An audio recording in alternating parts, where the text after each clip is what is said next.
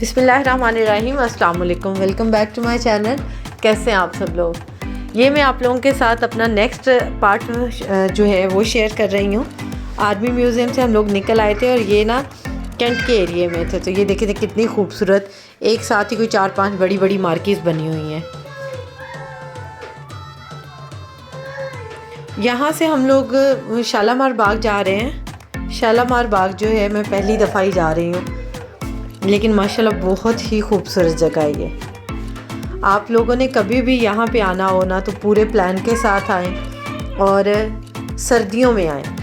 सर्दियों में दोपहर के टाइम पे आएँ और पूरी प्लानिंग करके आएँ। खाना शाना अपना बना के लेके आएँ, बैठने के लिए कोई चटाई शटाई लेके आएँ और साथ में कोई गेम्स वगैरह, कोई लूडो शूडो या फिर बैडमिंटन वाला कोई सामान, बच्चों के लिए छोटे से फुटबॉल वगैरह, कोई इस टाइप की चीज़ें ज़रूर लेके आएँ और फुल डे अपना यहाँ पे स्पेंड करें। बहुत ही मज़े की माशाल्लाह जगह है। और इसका जो नीचे वाला हिस्सा है ना तालाब वाला, वो तो इंतहाई माशाल्लाह खूबसूरत है। ये पूरे का पूरा तालाब जो है ना ये फाउंटेन से भरा हुआ है। ये जो आपको बुर्जियाँ सी नज़र आ रही हैं ना, ये बेसिकली फाउंटेन्स हैं। और इसके अंदर ये रिफ्लेक्शन देखें, ये झरोके जो बने हुए हैं ना, इनका रिफ्लेक्शन पानी के अंदर देखें, माशाल्लाह कितना खूबसूरत लग रहा है। और ये फाउंटेन्स जो है ना ये शाम के टाइम चलते हैं, इस टाइम पे नहीं चलते।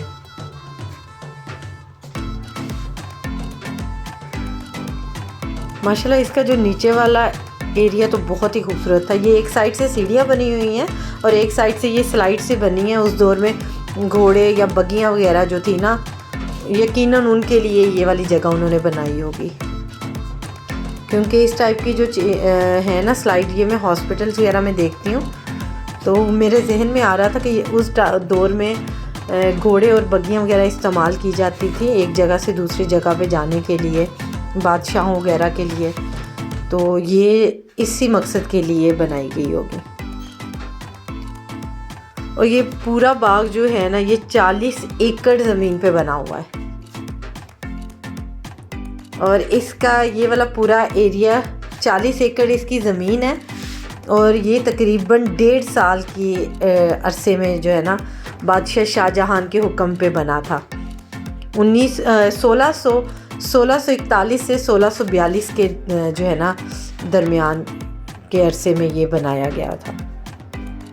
और माशाल्लाह बहुत ही खूबसूरत जगह थी। हम लोगों ने तो वही बात है, एक दिन में 2-3 जगहों पे जाना था, तो इसलिए यहाँ पे कोई हम लोगों ने ज़्यादा टाइम नहीं स्पेंड किया।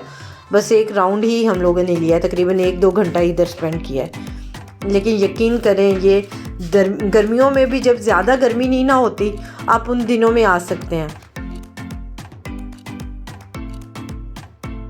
फरवरी मार्च का जो टाइम है वो भी बहुत बेस्ट टाइम है। अक्टूबर नवंबर भी अच्छा है और सर्दियों के दिन भी अच्छे हैं। आराम से इस टाइम पे आके फुल डे बंदा अपनी फैमिली के साथ स्पेंड करे, बहुत ही इंजॉय करेंगे। और हम लोग पूरी की पूरी ये जो है ना बाग के अंदर एक ट्राम थी, उसके अंदर वो पूरी ट्राम लोगों को लेके तो पूरे बाग की जो है ना सैर करवा रही थी। अगर आप लोग ज़्यादा चलना नहीं चाहते तो ये ट्राम्स वगैरह भी यूज़ कर सकते हैं। और इसके फाउंटेन्स जब हम लोग बिल्कुल जाने लगे थे वापस, तो तब उन्होंने चला दिए थे और इतने खूबसूरत लग रहे थे। लेकिन अभी वही बात है ना कि हल्के हल्के चलने शुरू हुए थे और मैंने फ़ौरन से इसकी वीडियो बना ली थी। आप लोगों ने अगर जो है ना ऑरेंज लाइन ट्रेन से आप लोग चाहें तो उसके ज़रिए भी आ सकते हैं, क्योंकि शालामार बाग जो है वो ऑरेंज लाइन ट्रेन का जो है ना वो एक स्टेशन है। तो किसी भी साइड से आप आएँ, चाहे डेरा गोजरा वाली साइड से आएँ या फिर ठोकर वाली साइड से आएँ, तो रास्ते में आप शालामार बाग का जो स्टेशन है वहाँ पे उतर सकते हैं। और बिल्कुल साथ ही शालामार बाग का जो है ना वो गेट है।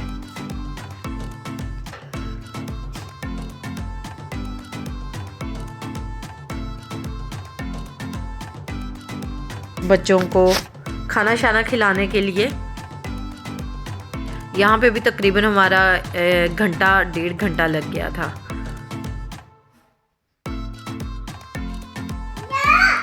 सब बच्चों ने अपना अपना फेवरेट खाना ऑर्डर किया और हबीबा ने माशाल्लाह जो है ना इस टाइम में खूब इंजॉय किया।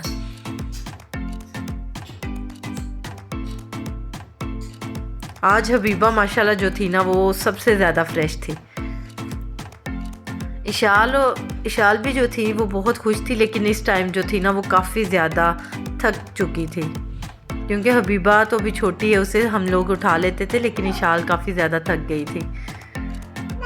अभी वो हबीबा जो है वो इधर उधर भाग रही थी, तो उसके साथ थोड़ा सा बिज़ी हो गई थी। अदरवाइज़ जो थी ना वो बिल्कुल उसकी रोने वाली हालत हुई पड़ी थी, क्योंकि सारा दिन वो चलने फिरने वाले ही काम था।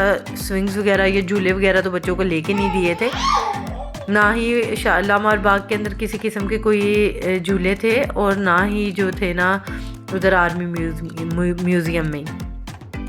यहाँ पे सिर्फ आप लोगों ने जो है ना बस घूम फिर के बच्चों को दिखाना ही होता है, या फिर बच्चे कोई अपने फुटबॉल वगैरह ले आए बाग के अंदर, तो वो थोड़ा सा टाइम जो है ना अपना खेलने में गुजार सकते हैं।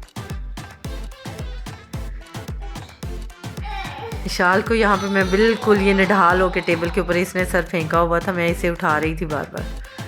यहाँ पे सबने पिज़्ज़ा ही ऑर्डर किया था, लेकिन विशाल ने बस अपने लिए जो है ना वो बर्गर ऑर्डर कर लिया था, और हबीबा के लिए मैंने फ़्राइज़ मंगवा लिए थे। पिज़्ज़ा माशाल्लाह सभी शौक़ से खा लेते हैं, और इनके पिज़्ज़ाज़ का जो टेस्ट है ना वो भी बहुत ही मज़े का होता है। यहाँ से खाने से फारिग होके हम लोग जो है ना साथ ही बच्चों को गुलशन इकबाल पार्क में ले गए थे, क्योंकि राइड्स वगैरह दिलवानी थी। उसके बगैर तो जो है ना बच्चों की आउटिंग वो कंप्लीट होती ही नहीं है।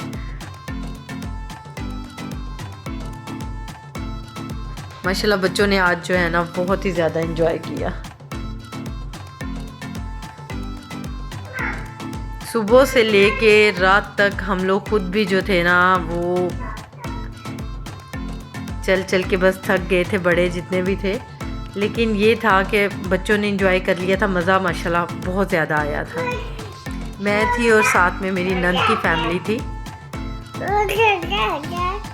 और माशाल्लाह बच्चे सारे जो थे ना,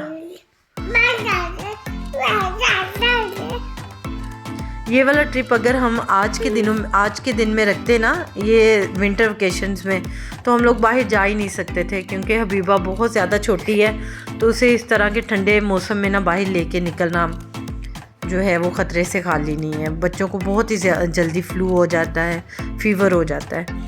तो बड़े बच्चे हो ना थोड़े से फिर कोई इशू नहीं होता, लेकिन जब आपके बच्चे छोटे होते हैं तो फिर आप जो है ना ये रिस्क नहीं ले सकते।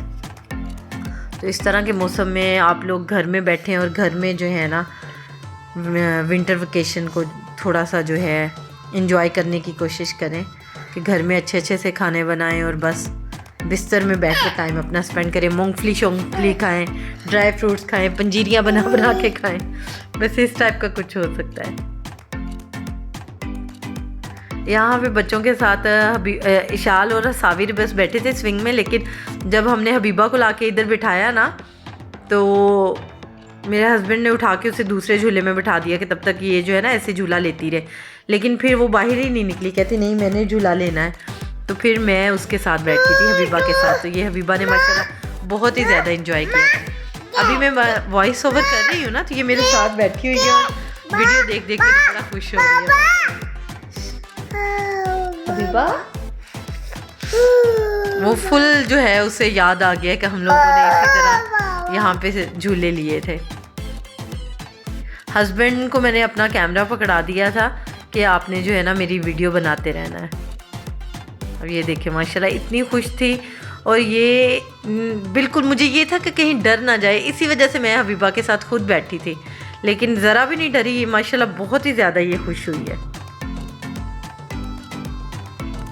हम लोगों ने अपने कॉलेज लाइफ में ना ये गुलशन इकबाल ये वाली राइड्स जो थी ना ये बहुत इंजॉय की थी। फोर्ट्रेस पे हम लोग चले जाया करते थे, लेकिन ये ज़रा घर से नज़दीक पड़ता था, तो आराम से जो है जब भी फारिग होते थे अम्मी अब्बू के साथ जो है ना हम लोग आ जाते थे। अम्मी अब्बू हमें ना आउटिंग वगैरह से कभी भी मना नहीं करते थे। बस जब भी अब्बू हमारे जो थे वो माशाल्लाह हम बड़ी जल्दी से प्लान बना लेते थे और कहते थे कि चलो भी यहाँ चलते हैं। और फिर जिस जगह का भी हम कहते थे ना कि अब्बू जी यहाँ जाना है, तो वहाँ पे ही हमेशा हमें लेके जाते थे। तो यहाँ पे हम लोग जब कॉलेज में पढ़ते थे, तो मेरी कज़न जो तस्कीन है ना फूफो की बेटी, वो भी हमारे साथ ही कॉलेज में पढ़ती थी। तो फिर जो है हम लोग जब भी ऑफ हुआ करता था आउटिंग पे जाते थे, तो हमारी जो फर्स्ट प्रायोरिटी होती थी ना, ये जॉयलैंड या फिर ये गुलशन इकबाल की जो राइड्स वगैरह होती थी ना, यही होती थी।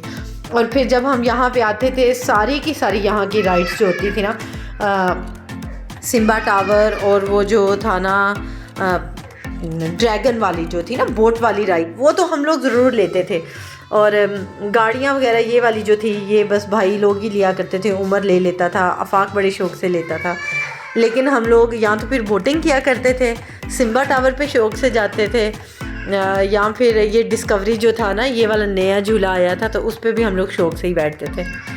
तो बस वो टाइम याद करके ना तो मज़ा आ जाता है कि बस सारा का सारा इंसान का जो है ना पुराना जो टाइम है, दौर है, वो फिर से याद आ जाता है। तो बस हम लोगों की भी यही कोशिश होती है कि जब फारिग टाइम मिले तो बस बच्चों को लेके ना थोड़ा सा एंजॉय करवाने के लिए उन्हें लेके आ जाए। यहाँ पे हबीबा साविर को मैंने कहा था कि साविर ना फ़र्स्ट टाइम ही इस गाड़ी में बैठी थी, तो मुझे बस यही था कि कहीं शाल को या साविर को चोट ना लग जाए, क्योंकि जब फ़र्स्ट टाइम मैं और सबा बैठे थे ना इस गाड़ी में, तो हम लोगों ने भी जब आके ज़ोर से कोई दूसरी गाड़ी लगती है ना, तो मेरे हाथ पे या पता नहीं सबा के हाथ पे काफ़ी ज़्यादा चोट लग गई थी।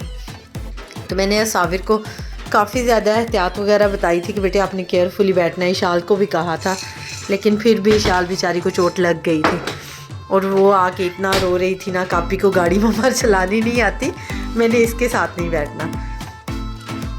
इशाल की वैसे भी एज कम थी। हस्बैंड बता रहे थे कि ये जो है ना गोद में बैठने वाला बच्चा था, इसकी जगह पे किसी बड़े को ही साथ जाना चाहिए था साविर के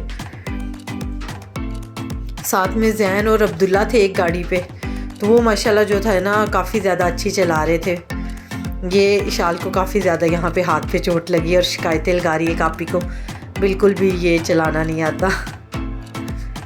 अब यहाँ पे हम लोग जो थे ना इसमें आ गए थे, ड्रैगन जो बोट वाला थी ना राइड, उसमें आ गए थे। तो मेरा दिल नहीं कर रहा था आने को, लेकिन फिर बच्चों के साथ जो था ना मैं आ गई थी कि कहीं ये डर ना जाए। ये वाला हम कज़न्स ने बहुत ही ज़्यादा ये वाला झूला एंजॉय किया, बहुत ही ज़्यादा लिया था। बस यहाँ पे सभी बच्चों को मैं लेके आई थी, इशाल को नहीं लेके आई थी कि कहीं वो ना डर ना जाए। ये जब बिल्कुल टेल की तरफ हम लोग बैठते हैं या फिर इसका जो मुंह होता है ना, फेस होता है, उस साइड पे बिल्कुल ऊपर जाके कॉर्नर पे बैठते हैं, तो फिर यही होता है कि कहीं ना बच्चे डर ना जाए। अब यहाँ से वापसी पे हम लोग आ गए थे इधर हबीबा को झूले दिलवाने। इशाल को भी यही वाला दिलवा दिया था, बग्गी में इशाल बैठ गई थी बड़े शौक़ से। लास्ट टाइम हबीबा को मैंने ना इसमें घोड़े पे बिठाया था, तो वो डर गई थी, तो इसलिए आज मैंने इशाल के साथ बग्गी में बिठा दिया था। तो माशाल्लाह उसने बहुत एंजॉय किया था। बस वीडियो पसंद आई है तो लाइक करें, सब्सक्राइब करें और शेयर करें। दुआओं में याद रखें। अल्लाह हाफिज़।